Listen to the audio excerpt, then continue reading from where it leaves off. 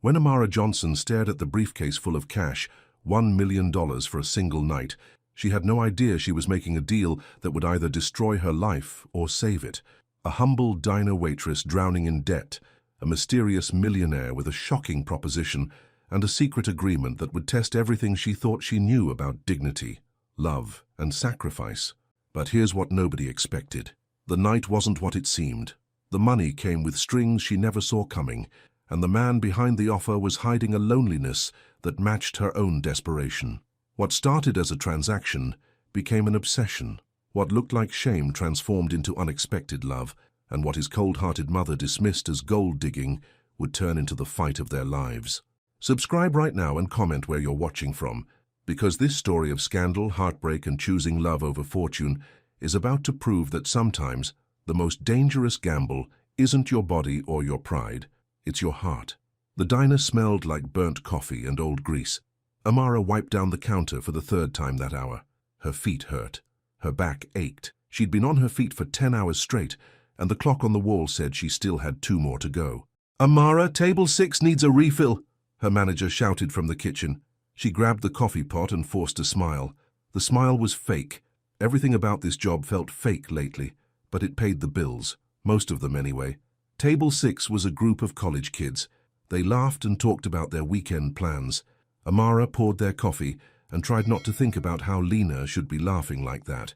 Her little sister should be worrying about exams and boys, not about whether they'd have enough money to keep her in school. "Thanks," one of the girls said, not looking up from her phone. Amara nodded and turned away. That's when she saw him. He sat alone in the corner booth, tall, broad shoulders, expensive suit. His hair was dark and neat. His watch probably cost more than she made in 6 months.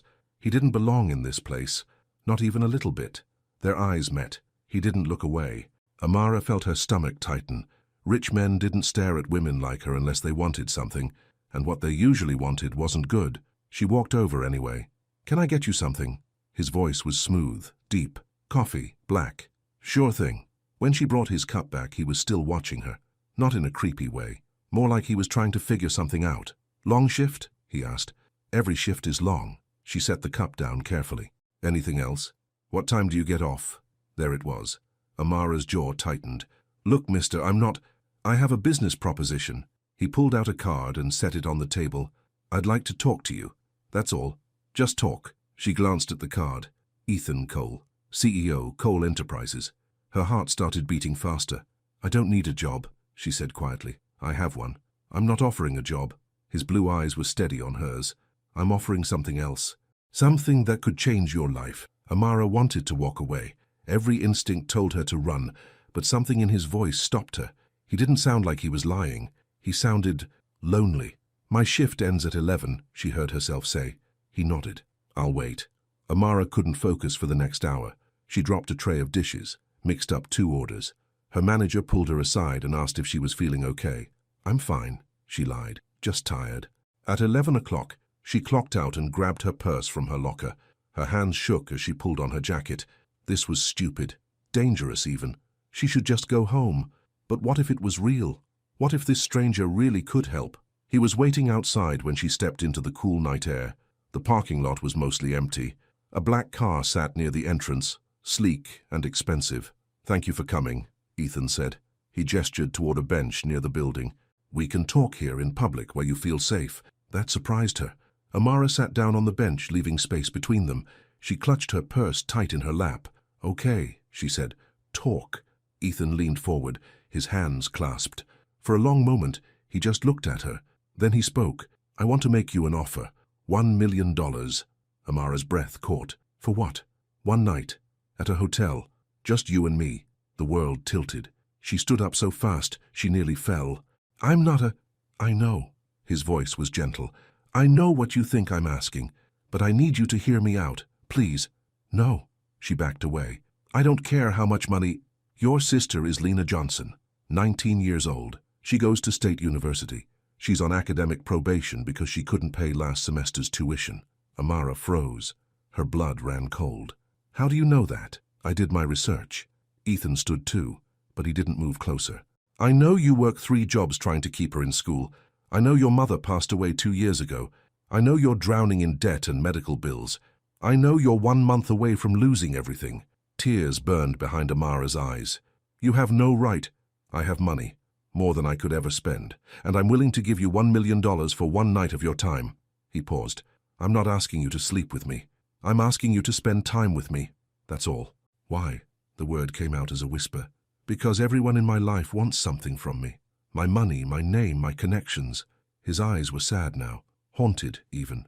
I want to spend one night with someone who's real, someone who knows what it means to struggle, someone who won't pretend to like me just because of what I have. This is insane, I know. I could be anyone, a criminal, a liar, but you're not. He pulled out his phone and showed her the screen. It was a bank account. Her eyes widened at the number of zeros. The money is real, the offer is real, one night, just conversation, nothing more. And when the sun comes up, you walk away with enough money to save your sister's future. Amara's mind spun. This couldn't be happening. Things like this didn't happen to people like her. I need time to think, she managed. Ethan nodded. He handed her another card. This one had a phone number written on the back. Call me when you decide. I'll be waiting. Then he walked to his car and drove away, leaving Amara standing alone in the parking lot with 2 business cards and a head full of impossible thoughts. The apartment was dark when she got home. Amara locked the door behind her and leaned against it, breathing hard. Her whole body trembled. $1 million. She walked to the kitchen and flipped on the light. Bills covered the small table. Electric, water, rent, and on top of all of them, the big one, the letter from the university. Final notice. Payment required or student will be dismissed. Amara picked up the letter. Her hands were still shaking. Lena had worked so hard to get into college. She was smart, brilliant even. She deserved a future that wasn't trapped in diners and debt. But this? Spending a night with a stranger for money? Amara set the letter down and walked to Lena's bedroom door. It was open, just a crack. Her sister slept peacefully. Her dark curls spread across the pillow. She looked so young, so innocent. I'm trying, Mom, Amara whispered to the darkness. I'm trying so hard. She went to her own room and sat on the edge of her bed. The business card felt like fire in her hand. She stared at the number on the back until her eyes blurred with tears. She didn't sleep that night. She just sat and thought and prayed and cried until the sun came up. Morning came too fast. Lena bounced into the kitchen at 8 o'clock, all energy and smiles. Morning! She grabbed a piece of toast from the counter. You look terrible, late shift, something like that. Amara poured herself coffee with hands that still felt unsteady. Well, I've got good news. Lena leaned against the counter, grinning. Professor Harris said if I do well on the midterm, he might write me a recommendation letter. Can you believe it? Me, with a recommendation from Professor Harris. That's great, Lena. And Sarah invited me to join her study group, so I think I can actually ace this thing. Lena's smile faltered. You okay? You seem off. I'm fine.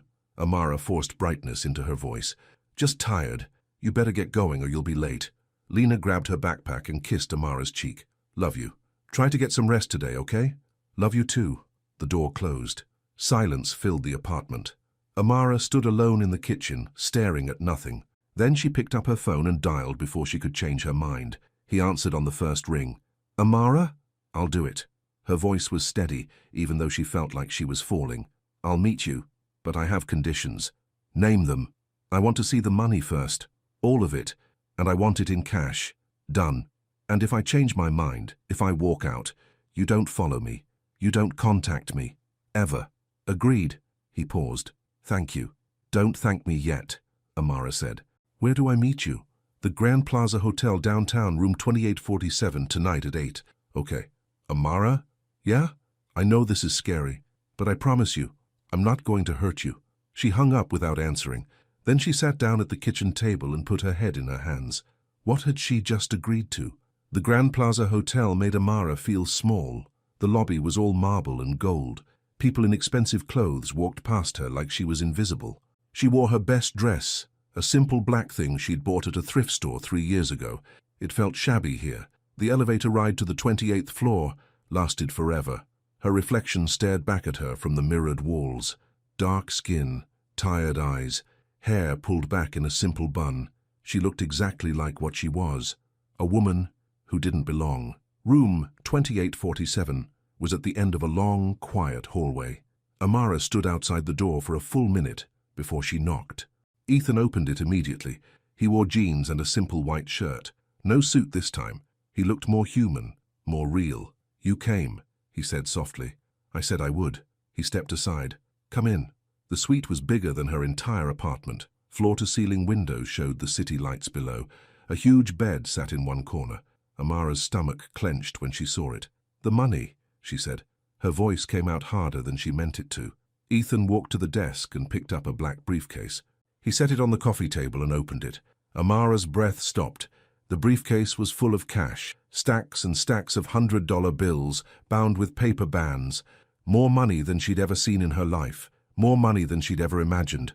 "Count it if you want," Ethan said. She couldn't move, couldn't think. All she could do was stare at the money that could save Lena, save them both. "There's a contract." Ethan pulled out a single sheet of paper. Simple, basic. "It says you're here of your own free will, that you're being compensated for your time, that everything that happens tonight is between two consenting adults." Amara picked up the paper with numb fingers. The words blurred together. She couldn't focus on any of them. "Do you have a pen?" she asked. He handed her one. Their fingers brushed. Amara jerked her hand back and signed quickly at the bottom of the page. "Okay." She set the pen down. "I'm here. What now?" Ethan closed the briefcase. "Now we talk." "Talk?" "Yes." He gestured to the couch. "Please, sit." Amara sat. Her whole body was tense. She watched Ethan sit in the chair across from her, leaving space between them. "Tell me about yourself," he said. She blinked. "What?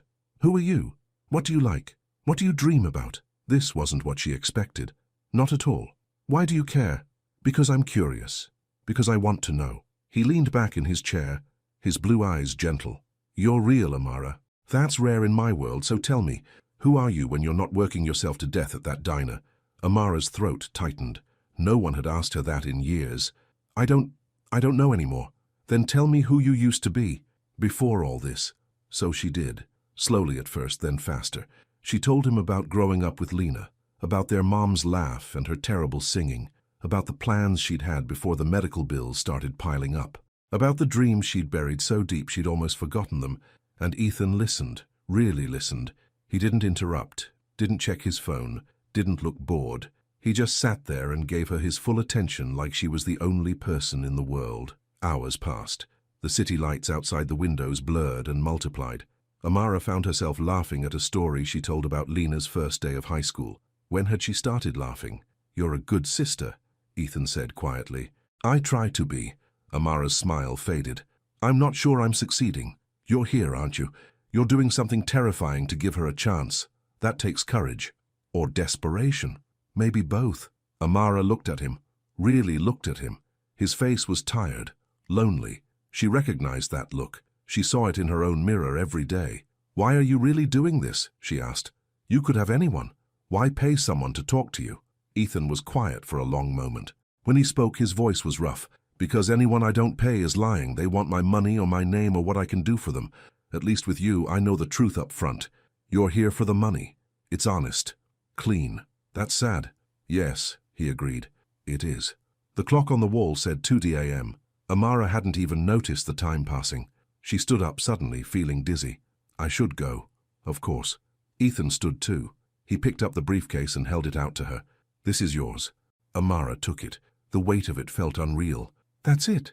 We just talked? That's it? You're not going to—" She couldn't finish the sentence. "No." His voice was firm. "I told you what I wanted. I meant it." She stared at him, confused and shaken. "I don't understand you." "You don't have to." Ethan walked to the door and opened it. "Thank you, Amara, for tonight, for being real with me." She walked past him into the hallway, clutching the briefcase like a life raft. At the elevator, she turned back. He was still standing in the doorway, watching her with those sad blue eyes. "Good night," she said. "Good night." The elevator doors closed. Amara was alone with $1 million and more questions than answers. She didn't go straight home. She couldn't. Instead, she sat in her car in the hotel parking garage and opened the briefcase again, just to make sure it was real. It was real. Tears ran down her face. She didn't know if she was crying from relief or shame or something else entirely. Maybe all of it. At 3:10 a.m., she finally drove home. She hid most of the money in a lockbox under her bed. Then she put $50,000 in an envelope. In the morning, she gave it to Lena. "What's this?" Lena opened the envelope and gasped. "Amara, where did you—" I got a bonus at work. The lie came easily, too easily. A big one. Use it for tuition and books and whatever else you need. Lena threw her arms around Amara's neck. Oh my God, are you serious? This is amazing. Amara hugged her back and tried not to cry again. You deserve it. You've worked so hard. I love you so much. Lena pulled back, beaming. This changes everything. I can stay in school. I can actually finish my degree. I know. How did you get such a huge bonus? I just worked hard. That's all. Lena danced around the kitchen, still holding the envelope. Amara watched her and tried to feel happy, tried to feel like she'd done the right thing. Instead, she just felt hollow. That night, alone in her room, she whispered into the darkness, "Why didn't he want me?" It was a stupid question. She should be grateful, relieved, but instead she felt rejected. Like even with $1 million on the table, she still wasn't enough. You're being ridiculous, she told herself. He paid you to talk. That's all. Be happy. But she wasn't happy. She was confused and ashamed, and somehow, impossibly, she wanted to see him again. 3 days passed. Amara went back to work. She smiled at customers and poured coffee and pretended everything was normal. But it wasn't normal. Nothing felt normal anymore. On Thursday afternoon, he walked in. Amara was taking an order when she saw him. Her hand froze mid-word. Her heart slammed against her ribs. Ethan Cole sat down in her section, in the same corner booth where they'd first met. She finished taking the order on autopilot. Then she walked over to him, her legs unsteady. "What are you doing here?" she asked quietly. "I wanted to see you." He looked up at her. "Is that okay? You promised you wouldn't contact me." "I know. I'm sorry, I couldn't stop thinking about you." Amara glanced around. Her manager was watching from behind the counter.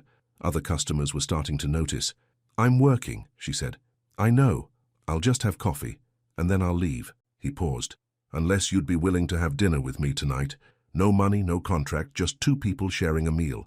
"Why?" "Because I liked talking to you. Because you made me feel human for the first time in years. Because I want to know more about you." "You paid to know me," Amara said. The words came out bitter. "And now I'm asking you to let me know you without paying. Please." She should say no, should tell him to leave and never come back. But instead she heard herself say, "I get off at 7. His face lit up, actually lit up. "I'll pick you up." "No." She shook her head. "Meet me at Rosa's. It's a little Mexican place on 5th Street. 7:30. I'll be there." Amara walked away before she could change her mind. Her hands shook as she poured his coffee. She didn't look at him again for the rest of her shift, but she felt his eyes on her the whole time. When she brought him his check, he left a $100 tip and a note on the receipt. "Thank you for giving me a chance." Amara stood at the table, staring at the note long after he'd gone. What was she doing? What was she getting herself into? She didn't have any answers. All she knew was that tonight she was going to dinner with Ethan Cole, not because he paid her, not because she needed money, but because somewhere in that hotel room, during those long hours of talking, something had shifted. Some small part of her wanted to know him too, and that scared her more than anything else. Rosa's Mexican restaurant wasn't fancy. The walls were painted bright yellow. Colorful paintings of flowers and birds hung everywhere. The air smelled like warm tortillas and spices. It was exactly the kind of place Amara felt comfortable. Ethan stood out like a diamond in a dollar store. He wore dark jeans and a simple button-down shirt, but everything about him screamed money. The way he stood, the way he moved, the expensive watch on his wrist. "Hi," Amara said, walking up to him. She'd changed out of her work uniform into jeans and a soft blue sweater. She felt underdressed next to him anyway. "Hi." His smile was warm, real. "This place looks great. It's not the Grand Plaza." "Good. I spend too much time in places like the Grand Plaza." He opened the door for her. "After you." They sat in a booth near the back. Maria, the owner, brought them menus and water. She gave Amara a curious look, but didn't ask questions. "So," Ethan said after they ordered, "tell me how Lena's doing." Amara relaxed a little. "She's good. Really good. She paid her tuition. She's back on track. That must feel amazing." "It does."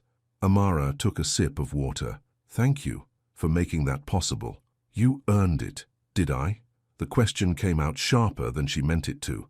"All I did was talk." Ethan leaned forward. "You were honest with me. You didn't pretend. You didn't try to impress me or manipulate me. Do you know how rare that is? Maybe people would be more honest if you didn't throw money at them." He flinched. Amara felt a flash of guilt. "I'm sorry," she said quickly. "That was rude." "No, you're right." Ethan sat back. "I use money as a shield. It keeps people at a distance, keeps me safe. Safe from what? From caring about someone who's only there because of what I can give them. Their food arrived. Enchiladas for her, tacos for him. They ate in silence for a moment. My father was rich too, Ethan said suddenly. He taught me that everyone has a price, everyone wants something. The trick is figuring out what it is before they figure out what you want. That's a lonely way to live. Yes, it is. He met her eyes. That's why I came to your diner tonight. I don't want to live like that anymore. Amara's chest tightened. She wanted to believe him. She wanted to trust the sadness in his voice. But trusting rich men had never worked out for her before. Tell me about your family, she said, changing the subject. Ethan's face darkened. My mother is Grace Cole. She owns half the real estate in the city. She's powerful, calculating, and she's never approved of a single decision I've made. And your father? Dead. Heart attack 5 years ago. He pushed food around on his plate. We weren't close. I'm sorry. Don't be. He was a difficult man. Ethan looked up at her. What about your father? Gone. He left when I was 7 and Lena was a baby. Amara felt the old familiar ache. We never heard from him again. That must have been hard. It was. Mom tried to pretend everything was fine, but I knew. I saw how she cried when she thought we were asleep. Amara traced the rim of her water glass. I promised myself I'd never let anyone make me feel that worthless. You're not worthless, Amara. She laughed bitterly. I sold my time to a stranger for money. How is that not worthless? You sacrificed your pride to save your sister. That's not worthless. That's love. The words hit her like a punch. Amara blinked back sudden tears. I need to use the bathroom. She hurried away before he could see her cry. In the bathroom, she splashed cold water on her face and stared at herself in the mirror. Get it together, she whispered. He's just being nice. It doesn't mean anything, but it felt like it meant something. When she came back to the table, there was a small wrapped box next to her plate. What's this? She asked. Open it. Amara unwrapped the box slowly. Inside was a delicate gold bracelet. Simple, elegant, probably cost more than her rent. Her stomach dropped. No, it's just a gift. No, she pushed the box across the table. I can't accept this. Why not? Because I'm not for sale. The words came out too loud. People at nearby tables turned to look. Amara lowered her voice. You can't just buy me things. I'm not trying to buy you. I saw it and thought of you. That's how it starts. Amara stood up. First it's a bracelet, then it's a dress, then it's an apartment, and suddenly I'm just another thing you own. Amara, that's not... I need to go. She grabbed her purse and walked toward the door. Ethan threw money on the table and followed her. Wait, he called. Amara spun around in the parking lot. What do you want from me, really? Because I don't understand this, any of this. I want to know you. His voice was raw. I want to spend time with someone who sees me, not my bank account. Is that so wrong? Yes, because I can't separate you from your money. Every time I look at you, I remember that night. I remember that briefcase. I remember what I was willing to do for it. Tears ran down her face. I can't be around you without feeling ashamed. Then let me make it right. Let me show you I'm more than that night. How? She demanded. How do you make something like that right? Ethan opened his mouth, closed it. He had no answer. Amara wiped her eyes. I should never have agreed to dinner. This was a mistake. She walked to her car and drove away. In her rearview mirror, she saw him standing alone in the parking lot, looking lost. That night, her phone rang at midnight. Amara stared at it for 3 rings before answering. Hello? I'm sorry. Ethan's voice was quiet, broken even. You're right. I don't know how to do this. How to be normal with someone. All I know is money and contracts and transactions. Amara sat up in bed. Why are you calling me? Because I'm lonely. Because I spend every day surrounded by people who don't care about me.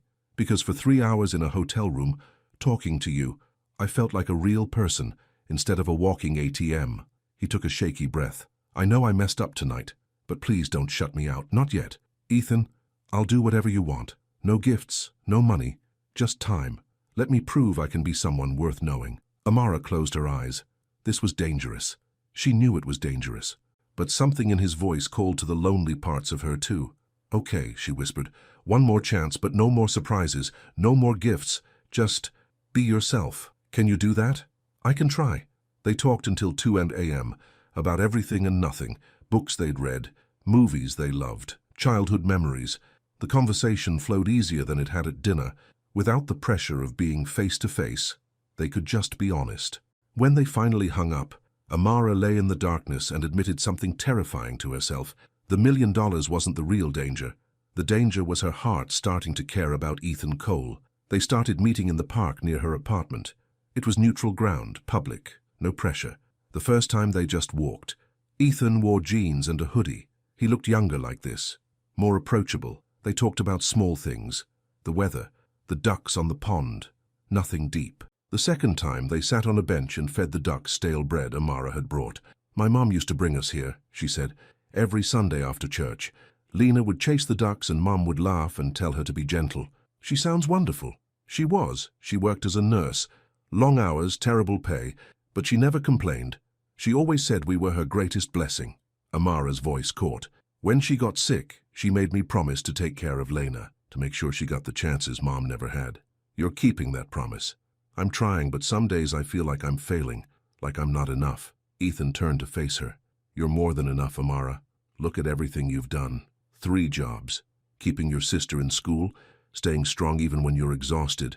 That takes incredible strength, or incredible stubbornness." He smiled. "Maybe both." They sat in comfortable silence for a while. Then Ethan spoke again. "My father was never there. Even when he was physically present, he was absent. Always working, always chasing the next deal. He tossed bread to a duck. I swore I'd never be like him. And then I grew up and became exactly like him, consumed by work, using money to solve every problem. You're here now, in a park, feeding ducks. Your father probably never did that." "No, he'd have called it a waste of time." "Then you're not like him." Amara touched his arm gently. "You're trying." "That's more than he did." Ethan looked down at her hand on his arm. When he looked back up, his eyes were intense. "Can I kiss you?" Amara's breath caught. She should say no, should keep this distance between them, but instead she nodded. The kiss was soft, tentative. His lips were warm against hers. It lasted only a moment before they both pulled back, breathless. "Wow," Ethan whispered. "Yeah," Amara agreed. "Wow." They sat there, hands intertwined, watching the ducks until the sun started to set. Neither of them spoke. They didn't need to. Something had shifted between them. Something real and scary and wonderful. "I want you to meet my mother," Ethan said a week later. They were at the diner. He'd started coming in regularly for lunch. Amara's co-workers teased her about her handsome regular, but she didn't mind anymore. "Your mother?" Amara set down his coffee carefully. "Why?" "Because you're important to me, and she should meet you." "Ethan, I don't think that's a good idea. Please, just dinner. One meal." Amara hesitated. She'd heard about Grace Cole. Everyone had. The woman was practically royalty in this city. Rich, powerful, ruthless. "She won't like me," Amara said quietly. "She doesn't like anyone. But I don't care. I want her to know you."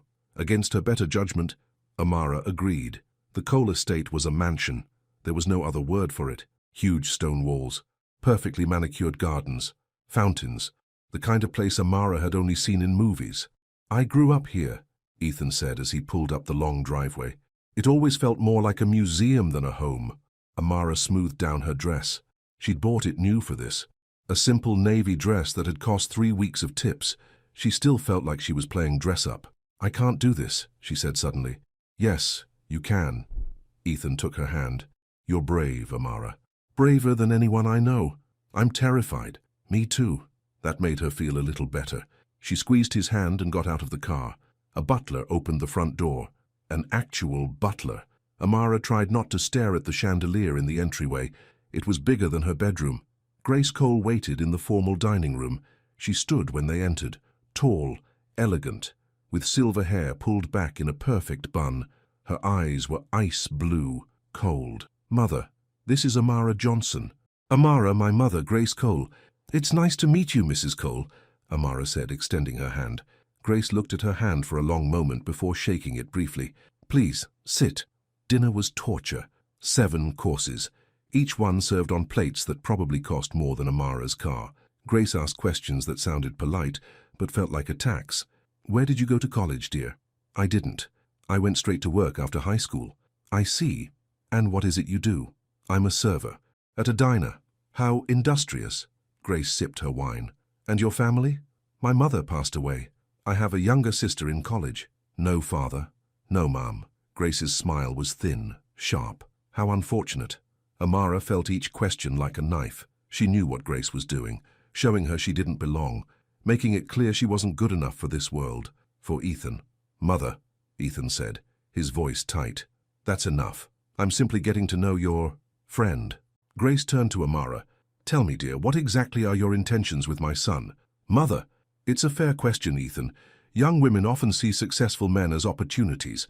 I simply want to know if Miss Johnson is genuinely interested in you or in what you can provide."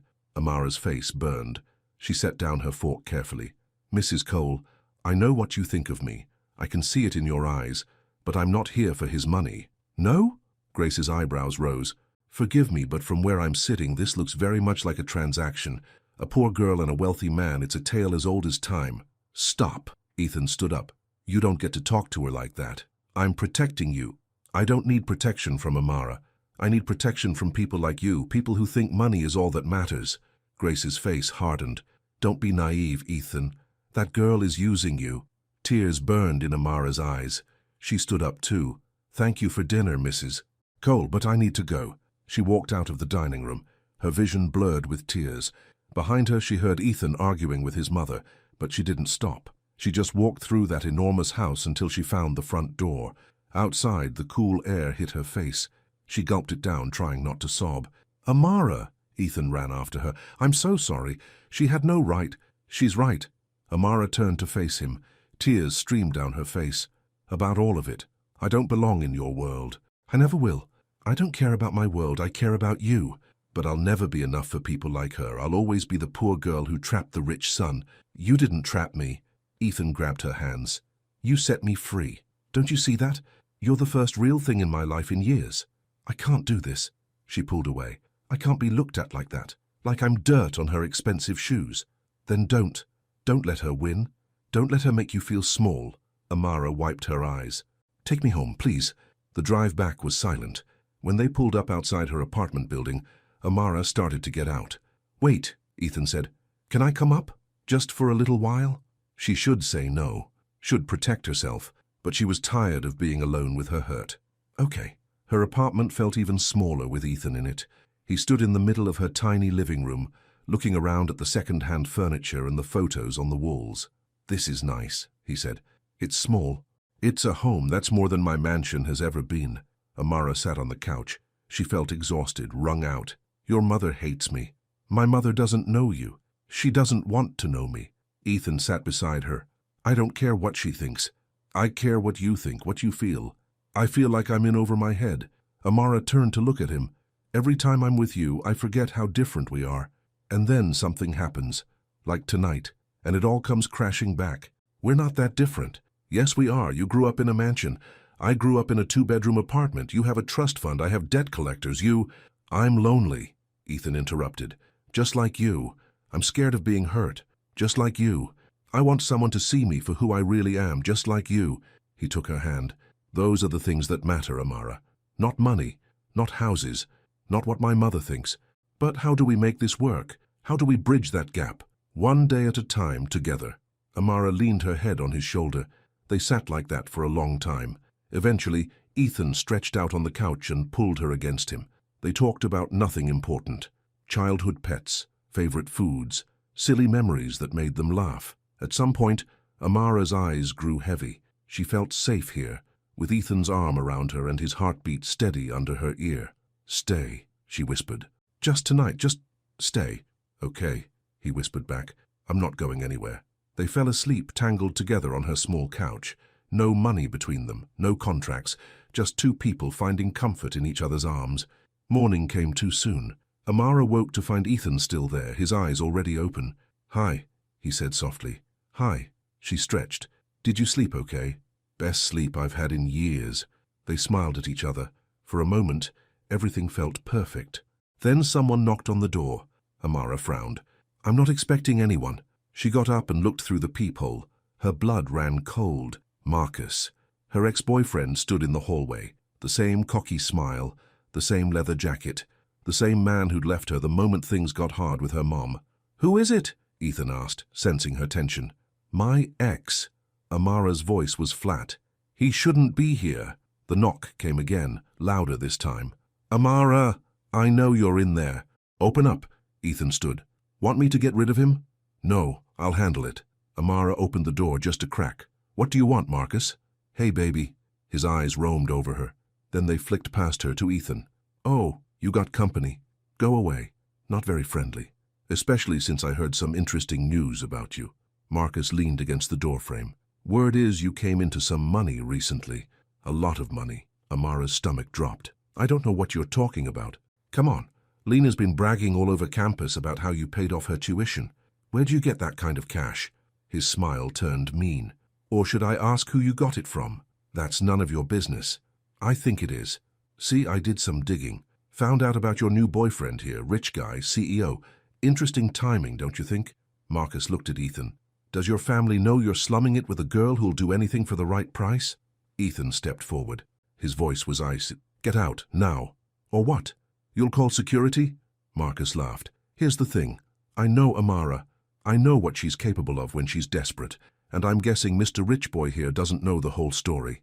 He knows everything he needs to know, Amara said, her voice shaking. Now leave before I call the police. This isn't over. Marcus backed away. Ethan will never look at you the same once he really thinks about what you are, what you did. He walked down the hallway, whistling. Amara shut the door and leaned against it, trembling. Hey! Ethan's hands were gentle on her shoulders. He's wrong. He doesn't know anything. He knows enough. Amara's eyes filled with tears. He knows I took money from you. He knows what that looks like. I don't care what it looks like, but you will. Eventually you'll wonder. You'll think about that night, and you'll question everything. She pulled away from him. Maybe he's right. Maybe this is too complicated. Amara, you should go. I'm not leaving you like this. Please. She couldn't look at him. I need to be alone. Ethan stood there for a long moment. Then, quietly, he left. Amara slid down to the floor and cried. Marcus's words echoed in her head. What you are, what you did. Was he right? Would Ethan always see her as someone who sold herself? Would she always feel this shame? She didn't have any answers. All she knew was that loving Ethan Cole was turning out to be the most dangerous thing she'd ever done. 2 days passed. Amara didn't hear from Ethan. She told herself it was better this way, safer. She went to work, came home, helped Lena with her homework, pretended everything was normal, but nothing felt normal. She kept checking her phone, kept hoping to see his name. On the 3rd day, Marcus showed up at the diner. Amara saw him through the window before he came in. Her chest tightened. She thought about hiding in the back, but she refused to run from him. He sat at the counter, that same cocky smile on his face. Coffee, he said. Black. Amara poured it without speaking. Still mad at me? Marcus stirred sugar into his cup. I was just looking out for you, baby. Trying to protect you from making a mistake. Don't call me baby. Come on. We had something good once, remember? I remember you leaving the second things got hard. I remember you disappearing when my mom got sick. I remember a lot of things, Marcus. None of them are good. He shrugged. I was young, stupid, but I'm different now. I don't care. You should, because I still care about you. He leaned forward. That rich guy, he's playing you. Guys like him don't end up with girls like us. They have their fun and move on. You don't know him. I know enough. I know he paid you. What does that make you, Amara? She wanted to throw the coffee pot at him, wanted to scream. Instead, she kept her voice low and steady. It makes me someone who did what she had to do for her family, and I'm not ashamed of that. You should be. Get out. Or what? You'll call your boyfriend? Oh, wait. He hasn't called you in days, has he? Marcus's smile was cruel. Face it, he got what he wanted. Now he's done with you. Before Amara could respond, the diner door opened. Ethan walked in. He looked tired. His hair was messy. His shirt was wrinkled. But his eyes were sharp and angry when he saw Marcus. You, Ethan said, his voice dangerous. Marcus turned around. His smile faltered. Well, Prince Charming shows up after all. Ethan walked straight to him. I'm only going to say this once. Stay away from Amara, don't call her, don't visit her, don't even think about her. Or what? Marcus stood up. You'll throw money at the problem. That's your solution to everything, right? No, I'll make your life very difficult. I know people. Powerful people. One phone call and you'll find yourself with problems you can't imagine. You threatening me? I'm promising you. Ethan's voice was ice. Touch her, hurt her, even look at her wrong, and I will destroy you. Marcus's face went pale. He looked at Amara, then back at Ethan. She's not worth it, man, trust me. She's worth everything. Ethan stepped closer. Now get out, before I forget I'm trying to be a better person. Marcus grabbed his jacket and left. Through the window, Amara watched him practically run to his car. The diner was silent. Everyone was staring. Amara's manager came out from the kitchen, eyes wide. I need to take my break, Amara said quietly. She walked outside. Her whole body shook. Ethan followed her. You didn't have to do that, she said. Yes, I did. He turned her to face him. I'm sorry I didn't call. I wanted to give you space, but I should have checked on you. Should have made sure you were okay. I'm fine. You're not fine. Neither am I. He took her hands. Marcus is wrong about everything, especially about you not being worth it. You're worth fighting for, worth defending, worth everything. Tears spilled down Amara's cheeks. I don't understand you. I don't understand why you care so much. Because somewhere between that hotel room and falling asleep on your couch, I fell in love with you. The world stopped. Amara stared at him, unable to breathe. You... what? I love you. He said it again, clearer this time. I love your strength, your loyalty, your kindness, the way you laugh when you're surprised, the way you worry about Lena, the way you make me want to be better. He cupped her face. I love you, Amara, and I don't care who knows it. Ethan, you don't have to say it back. I just need you to know. I need you to believe it. Amara kissed him, hard and desperate and real. She poured everything into it, all her fear and hope and the terrifying feeling growing in her chest. When they broke apart, she whispered, Take me somewhere, anywhere. I don't want to be here right now. Okay. He kissed her forehead. Let me take you somewhere. The hotel was different from the Grand Plaza. Smaller, quieter, more intimate. Ethan had asked her permission 3 times before booking the room, made sure she understood this wasn't like before. There was no briefcase, no contract, just them. Amara's hands shook as they rode the elevator up, not from fear this time, from anticipation, from want. The room was simple, clean, a bed, a window overlooking the city, nothing fancy. We can just talk, Ethan said, standing near the door. Like before, we don't have to. Amara kissed him. She pulled him close and kissed him until they were both breathless. I want this, she whispered against his lips. I want you, not because of money, not because I have to, because I choose to. Are you sure? I'm sure. They moved to the bed slowly. Every touch was gentle, careful. Ethan kept asking if she was okay, if this was what she wanted. Each time she answered with a kiss. Their clothes came off, piece by piece. Amara felt nervous and exposed and beautiful all at once. The way Ethan looked at her, like she was precious, like she mattered, made her feel brave. When they came together, it was nothing like she'd imagined that first night. There was no transaction, no shame. Just 2 people choosing each other, trusting each other. Afterward, they lay tangled together, sweaty and satisfied and happy. That was... Amara couldn't find the words. Yeah, Ethan agreed, kissing her shoulder. It was. She turned to face him. His eyes were soft, open, vulnerable. I love you too, she said. I've been scared to admit it, but I do. I love you. His smile could have lit up the whole city. Say it again. I love you, Ethan Cole. I love you, Amara Johnson. They fell asleep wrapped around each other, peaceful and whole. The next morning, Ethan surprised her with a plan. Come away with me, he said over breakfast in bed. Just for the weekend. Let's go somewhere beautiful and forget about everything else. I have to work. Call in sick, please. I want to spend time with you. Real time. No interruptions. No Marcus. No pressure. Amara thought about it. When was the last time she'd taken a break? When was the last time she'd done something just for herself? Okay, she said. Let's go. They drove to a small town 3 hours away. The kind of place that had one main street and more trees than people. Ethan had rented a cabin by a lake. It was perfect. They spent the day walking by the water, skipping stones, laughing at nothing. Ethan tried to catch a fish with his bare hands and fell in. Amara laughed so hard she cried. That night they cooked dinner together in the tiny cabin kitchen. Ethan burned the vegetables. Amara salvaged them. They ate on the porch, watching the sunset paint the sky pink and gold. I could get used to this, Amara said. Me too. Ethan pulled her close. Let's run away, just disappear, live in a cabin forever. And do what for money? I'll fish. You'll, I don't know, sell crafts or something. She laughed. You can't fish. You proved that today. I'll learn. For you, I'll learn. They danced in the living room with no music, just the sound of their breathing and their hearts beating together. Ethan spun her around and dipped her low. She felt light, free, Thank you, she said. For what? For this. For seeing me. For making me feel like I matter. You do matter. You matter more than anything. That night, they made love slowly, tenderly, learning each other's bodies and hearts. Amara had never felt so connected to another person, so safe, so loved. Everything was perfect. And then the phone rang. Ethan's phone buzzed on the nightstand. He ignored it at first, but it kept ringing, again and again. You should answer it, Amara said. He sighed and picked it up. Hello? Amara couldn't hear the other voice, but she saw Ethan's face change, saw him tense. Mother, I'm not discussing this now. Pause. No, I'm not coming back early. Pause. That's not your decision to make. He got up and walked to the porch. Through the window, Amara watched him pace. His free hand ran through his hair, his jaw was tight. She tried not to listen, tried to give him privacy, but the cabin was small. She's not like that, Ethan said, his voice rising. You don't know her. Silence. I don't care what your friends think. More silence. Maybe she does want me for the money.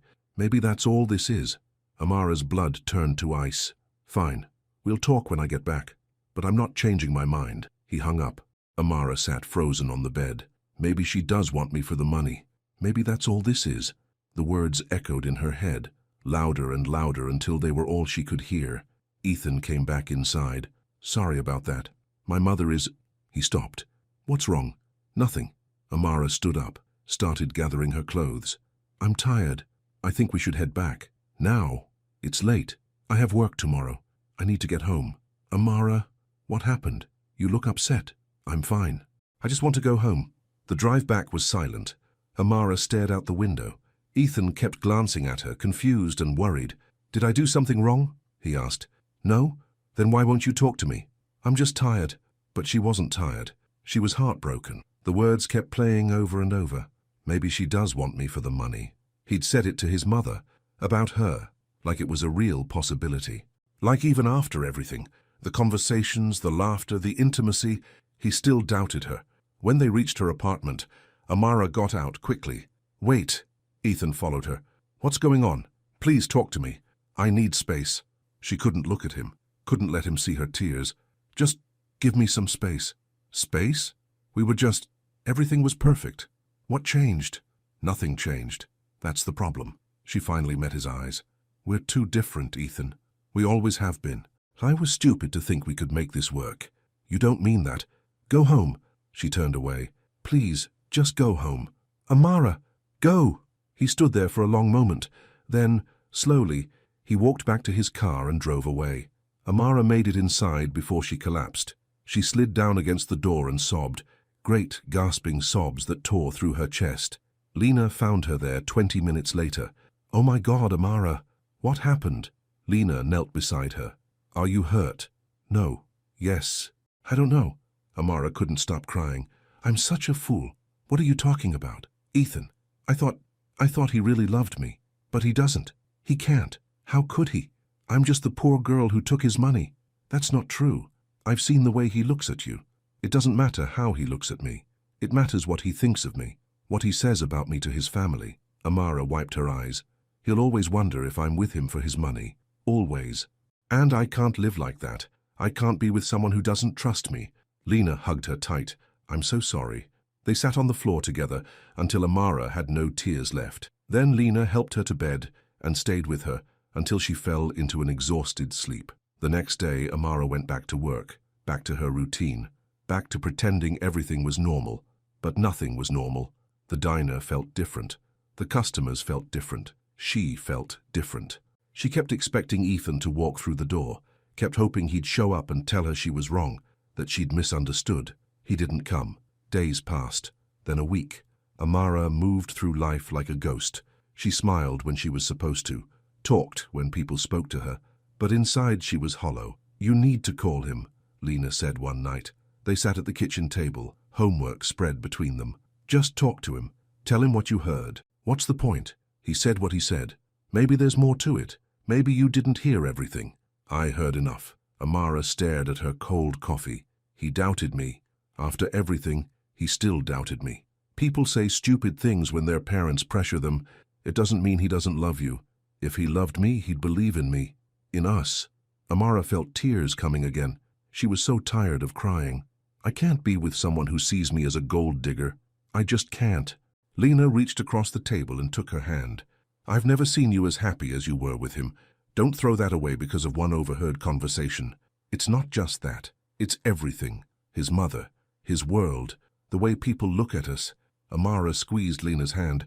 I don't fit there, I never will. Maybe you're not supposed to fit. Maybe he's supposed to fit here, with us, in our world. Amara wanted to believe that, wanted to hope, but hope felt dangerous now. Hope had only led to heartbreak. That night, alone in her room, Amara pulled out the lockbox from under her bed. The rest of the money was still there, almost $1 million, enough to change their lives forever. She stared at it. Blood money, Marcus had called it. Money earned through shame. But that wasn't true, not really. She'd earned this money with honesty, with her time and her truth. Ethan had wanted someone real, and she'd given him that. Still, looking at it made her feel sick. It reminded her of that first night, of how scared she'd been, of how much things had changed since then. She closed the box and shoved it back under the bed. Then she lay down and stared at the ceiling. I was a fool to believe, she whispered to the darkness, a fool to think someone like him could really love someone like me. But even as she said it, she remembered the way he'd looked at her, the way he'd defended her to Marcus, the way he'd said I love you like it was the truest thing in the world. Had she made a mistake? Had she run away from the best thing that ever happened to her? Amara didn't know. All she knew was that her heart ached, like it had been ripped in half, and she had no idea how to make it whole again. Meanwhile, across town, Ethan sat in his empty mansion and tried to figure out where everything had gone wrong. The conversation with his mother had been brutal. She'd called him 15 times during the weekend, each message more demanding than the last. When he'd finally answered, she'd been furious. That girl is using you, Grace had said. Everyone can see it but you. You're wrong. Am I? She showed up in your life the moment you had something she needed. Money. That's not love, Ethan. That's opportunism.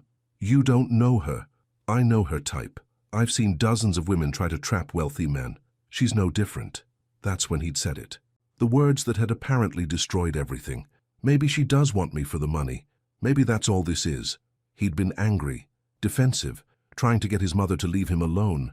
He hadn't meant it, not really, but saying it out loud, even in sarcasm, even in anger, had made something shift. What if his mother was right? What if Amara had only been with him because of what he could give her? No. He shook his head. That wasn't true. He'd seen the way Amara looked at him, felt the way she touched him. That wasn't fake, it couldn't be. But then why had she shut him out? Why had she gone cold so suddenly? Ethan picked up his phone, put it down, picked it up again. He'd called her 5 times, left 3 voicemails, sent a dozen texts. She hadn't responded to any of them. Maybe she was done with him. Maybe she'd realized he wasn't worth the trouble. The thought made him feel sick. His mother walked into the study without knocking. There you are. I've been looking for you. I'm busy. Moping doesn't count as busy. Grace sat in the chair across from him. I've arranged for you to meet Catherine Harrison's daughter next week. She's lovely, well-educated, from a good family. I'm not interested. Ethan, be reasonable. That Johnson girl was never going to work out. You knew that. Her name is Amara, and I love her. You think you love her. There's a difference. Grace's voice softened slightly. I know you're hurting, but this is for the best. Trust me. No. Ethan stood up. You don't get to decide what's best for me anymore. I'm 30 years old. I can make my own choices. Even if those choices destroy you? Even then. Grace studied him. You really care about her. I really love her. More than I've ever loved anyone. More than I thought I was capable of loving. Then why are you here instead of with her? Because she won't talk to me.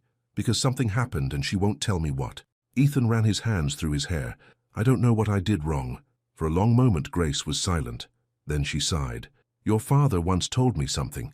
He said that loving someone means fighting for them, even when they push you away, especially when they push you away. Ethan looked at his mother in surprise.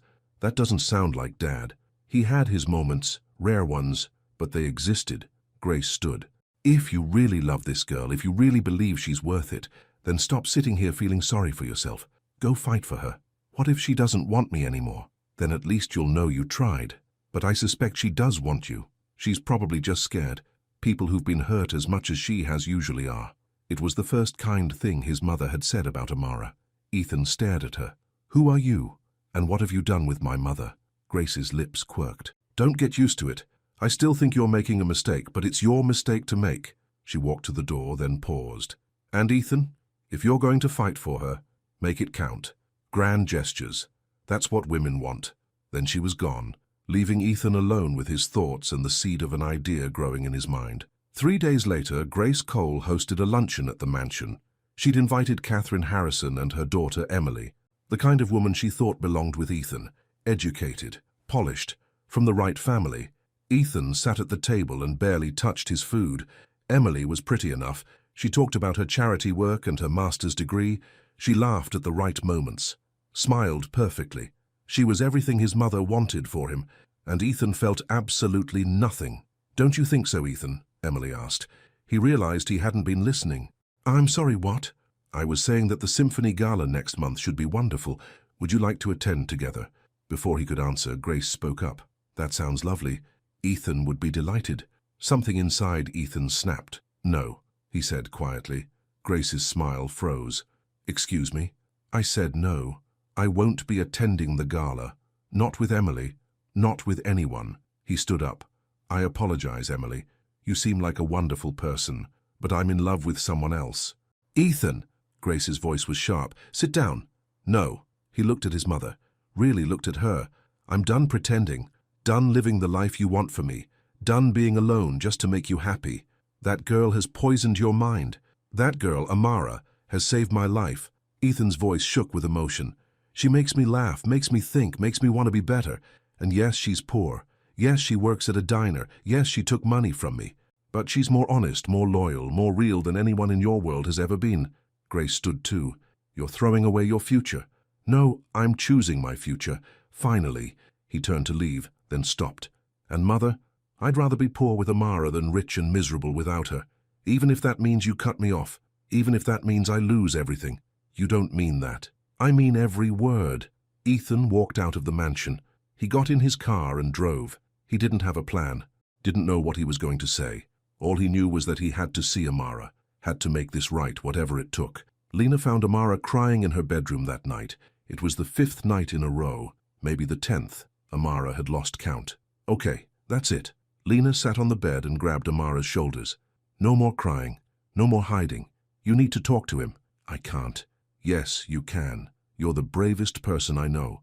You work 3 jobs to take care of me. You sacrificed your pride to keep me in school. You can have one difficult conversation with the man you love. He doesn't trust me. Did he say that? Or did you assume that? Lena's voice was gentle but firm. Because from where I'm sitting, you heard part of a conversation and made up your mind without giving him a chance to explain. You didn't hear what he said? So ask him about it. Tell him what you heard. Let him tell you what he meant. Lena squeezed Amara's hands. You taught me never to give up on the things that matter. Well, he matters, doesn't he? Amara's eyes filled with fresh tears. Yes. Then fight for him. Fight for what you have. Because I've seen the way you two look at each other. That's not fake. That's real. That's the kind of love people spend their whole lives searching for. Lena wiped Amara's tears. Don't throw it away because you're scared. What if he doesn't want me anymore? What if he does? What if he's sitting at home right now feeling just as miserable as you? What if you're both just too scared to reach out? Amara let out a shaky laugh. When did you get so wise? I learned from the best. Lena hugged her tight. Now promise me you'll at least think about calling him. I promise. That night, Amara lay in bed and thought about Ethan, about his smile, his laugh, the way he'd defended her to Marcus, the way he'd said I love you like it was the most important thing in the world. She thought about the conversation she'd overheard, about the doubt in his voice, but then she thought about everything else, every moment they'd shared, every honest word, every gentle touch. Maybe Lena was right. Maybe she'd been wrong to run. Maybe love meant being brave enough to have hard conversations instead of just giving up. She picked up her phone, put it down, picked it up again. Before she could change her mind, there was a knock at the door. Amara's heart pounded as she walked to the door. It was almost midnight. Who would be here this late? She looked through the peephole, and her breath caught. Ethan. He stood in the hallway, holding the black briefcase, the same one from that first night. His hair was messy. His eyes were red. He looked like he hadn't slept in days. Amara opened the door slowly. Hi, Ethan said. His voice was rough. Hi. They stared at each other. A week's worth of hurt and longing hung in the air between them. "Can I come in?" he asked. Amara stepped aside. Ethan walked into the apartment and stood in the middle of the living room. He looked at the briefcase in his hands, like he wasn't sure what to do with it. "I've been thinking," he said, "about what happened, about why you pulled away, and I realized something." He set the briefcase on the coffee table. "You heard me on the phone with my mother, didn't you?" Amara's throat tightened. She nodded. "I thought so. I've replayed that conversation 100 times trying to figure out what I said wrong." He took a step toward her. "I was angry at her, defensive. She kept saying you were only with me for money, and I said those words. Maybe she does want me for the money, to shut her up. But I didn't mean them, not for a second. It sounded like you meant them. I know, and I'm so sorry." His eyes were desperate. "I was being sarcastic, angry. But the moment I said it out loud, I knew it was wrong. Because I know you, Amara. I know your heart.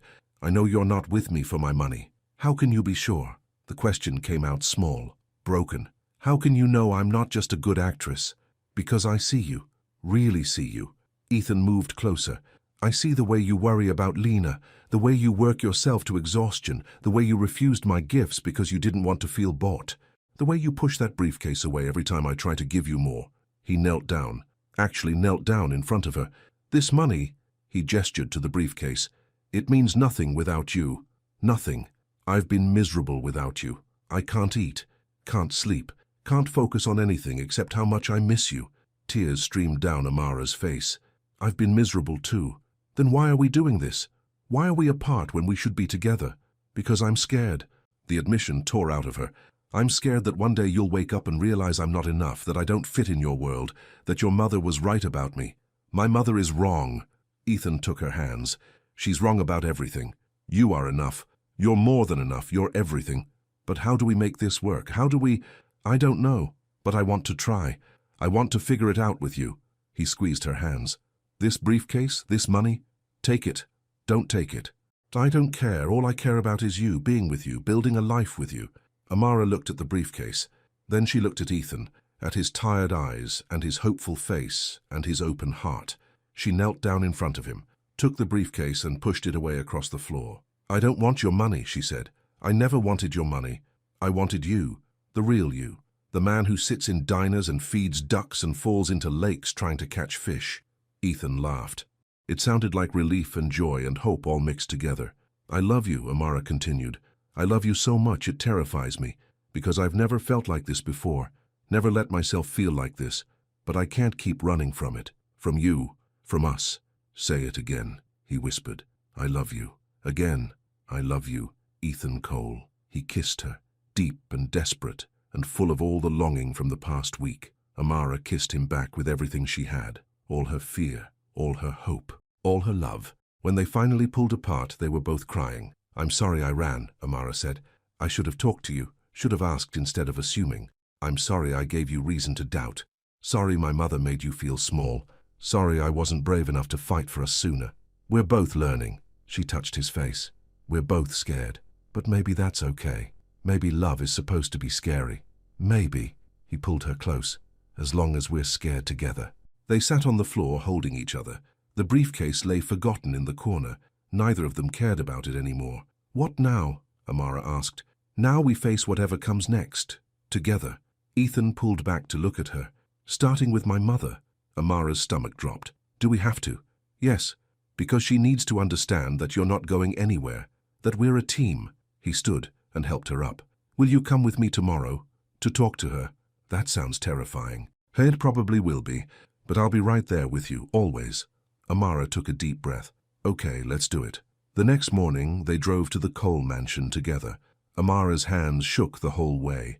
Ethan kept reaching over to hold them, to remind her she wasn't alone. Grace was in the garden when they arrived. She looked up as they approached, her face unreadable. "Mother," Ethan said, "we need to talk. I see you brought her." Grace's voice was cool. "Her name is Amara. And yes, I brought her, because she's going to be part of my life permanently." Grace set down her gardening shears. "Ethan, we discussed this." "No. You talked. I listened. Now it's my turn." Ethan's voice was firm, but not angry.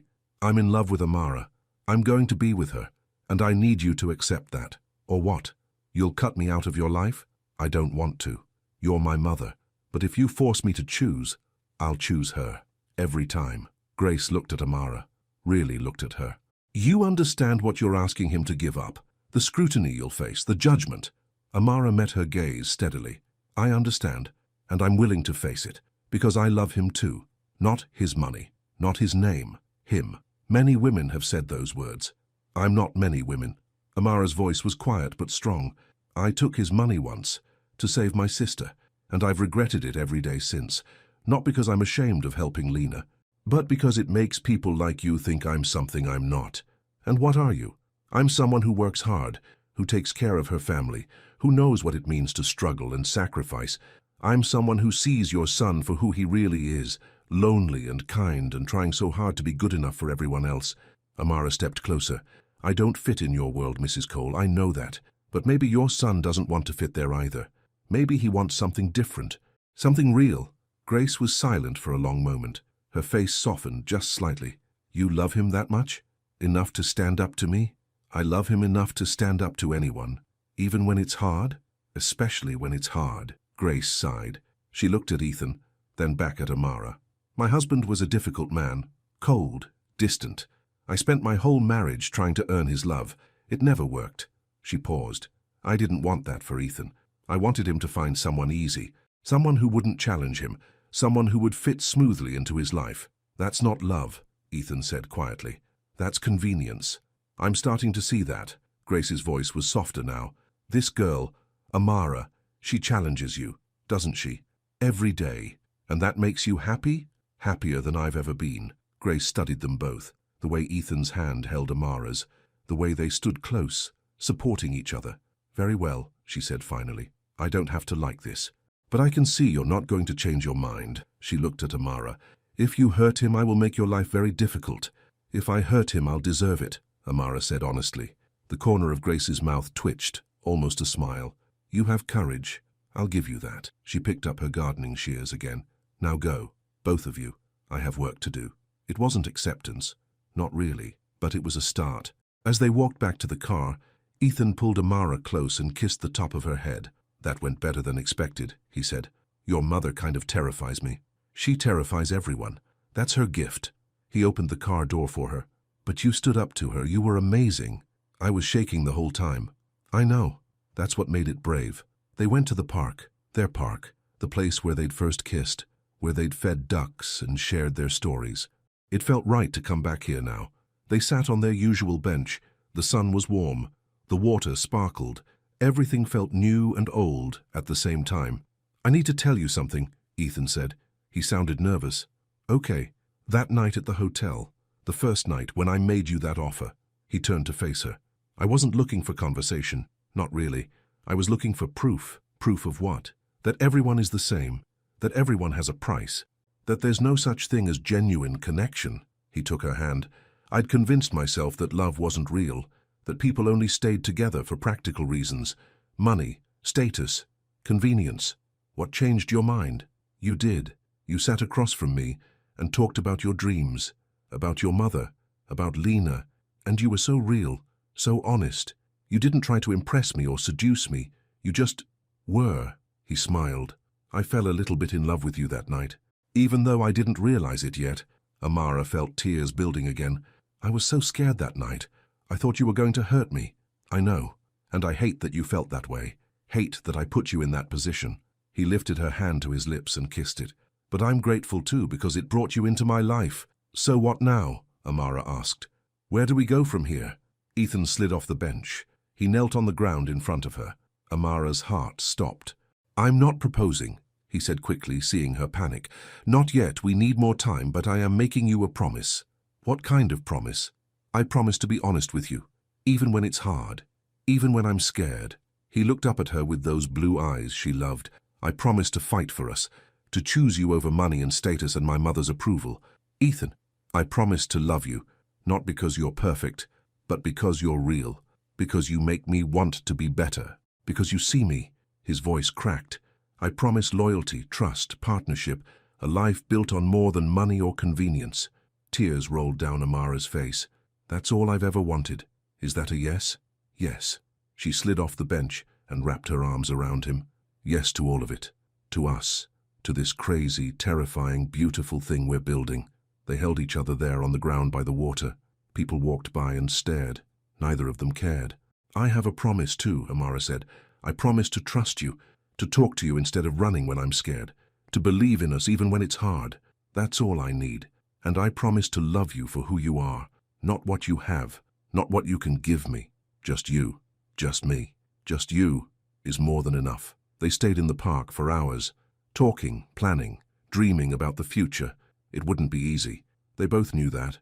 There would be more challenges, more judgment, more obstacles, but they'd face them together. 3 weeks later, Amara walked into the diner for her last shift. She'd given her notice the week before, not because Ethan had asked her to. He hadn't, but because she'd decided it was time for a change. Time to go back to school, to chase some of those dreams she'd buried. Ethan had offered to pay for it. She'd refused. Instead, she'd used some of the money from that first night. The money she'd earned honestly, talking and being real with a lonely stranger who'd become the love of her life. It felt right to use it this way, for her future, for their future. Her co-workers threw her a small party, cake from the bakery down the street, cards with sweet messages, hugs and well wishes. "You deserve this," Maria said, squeezing her hand. "You've worked so hard. It's time for something good." When her shift ended, Ethan was waiting outside.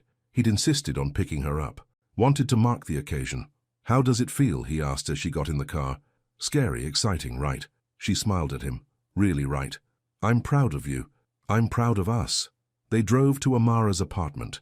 Lena had made dinner, her specialty, spaghetti that was slightly overcooked but made with love. The three of them sat around the small kitchen table, laughing and talking. This was family now. Not perfect, not fancy, but real. After dinner, Ethan and Amara walked hand in hand through the neighborhood. The same streets she'd walked alone for so many years. They felt different now, lighter, full of possibility. "I have something for you," Ethan said. "If it's expensive, I'm saying no." "It's not expensive, I promise." He pulled out a small envelope. "Open it." Inside was a simple card.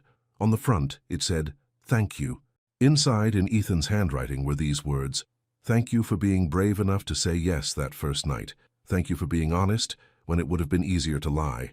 Thank you for pushing away the briefcase and choosing me instead. Thank you for teaching me what real love looks like. Thank you for being you." Amara read it 3 times. Each time her heart felt fuller. "I love you," she whispered. "I love you too." They stopped walking. Right there in the middle of the sidewalk, under a streetlight that flickered slightly, Ethan pulled her close and kissed her. It wasn't their first kiss. It wouldn't be their last, but it felt significant somehow, like a promise, like a beginning. "Hey," Amara said, pulling back.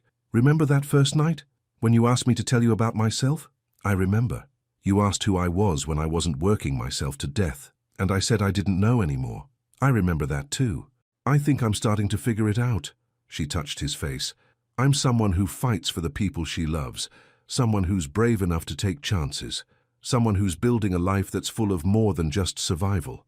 "I like her," Ethan said softly. "I like her a lot." "Good, because she's kind of in love with you."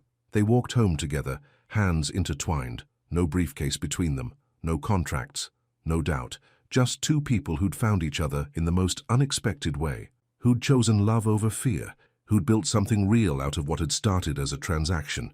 6 months later, on a warm spring day, Amara graduated from her first semester of college. Lena sat in the audience cheering. So did Ethan. Even Grace showed up, sitting stiffly in the back but present nonetheless. After the ceremony, they all went to dinner. Rosa's Mexican restaurant. Lena insisted. "This is where it all started," she said, grinning. "Where Ethan fought for you. It's perfect." Grace looked around the restaurant with barely concealed distaste, but she didn't complain. She even ordered food without commenting on the plastic menus. Progress. "A toast," Ethan said, raising his glass, "to Amara, for her courage, her strength, her refusal to give up on her dreams. We're all so proud of you." "To Amara," Lena cheered. Even Grace raised her glass. "To my future daughter-in-law, who is far more stubborn than I gave her credit for." Amara choked on her water. "Future what?" Ethan grinned. "She's jumping the gun a little, but she's not wrong.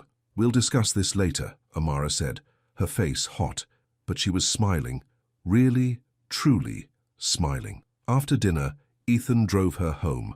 Not to the small apartment anymore. She'd moved into a modest place closer to campus. Ethan had wanted to buy her something bigger, but she'd refused. They compromised on a studio that she could afford with financial aid and part-time work. Your mother called me her future daughter-in-law, Amara said as they sat in his car. She did. Were you planning to tell me about this? Eventually, he turned to face her. But not yet. We're still learning each other, still building our foundation. When I ask you to marry me, and I will ask you, I want us to be absolutely sure. No doubts, no fears, just certainty. That's very wise. I'm trying to do this right. He kissed her softly. You're worth doing right. Amara's heart felt so full it could burst. I love you. I love you too. She got out of the car and watched him drive away. Then she went upstairs to her little studio apartment and sat by the window, looking out at the city lights. 1 year ago she'd been drowning, desperate, exhausted. She'd made a choice that had terrified her, that had changed everything. And now she was happy, really, truly happy. She thought about that black briefcase, about the money that had felt like both salvation and shame. She'd used most of it for school now, for books and tuition and a chance at a better future. The rest sat in savings, for Lena, for emergencies, for the life they were building. But the money wasn't what mattered. It never had been. What mattered was the man she'd met that night, the lonely millionaire who'd been looking for something real, who'd found it in her, just as she'd found it in him. What mattered was the love they'd built. Imperfect, challenging, real. What mattered was the choice they made every day to trust each other, to fight for each other, to choose love even when it was hard. Amara picked up her phone and sent Ethan a text. Thank you for taking a chance on me. His response came immediately. Thank you for taking a chance on us. She smiled and set the phone down. Outside her window, the city sparkled with 1,000,000 lights, 1,000,000 stories, 1,000,000 possibilities, and this was hers.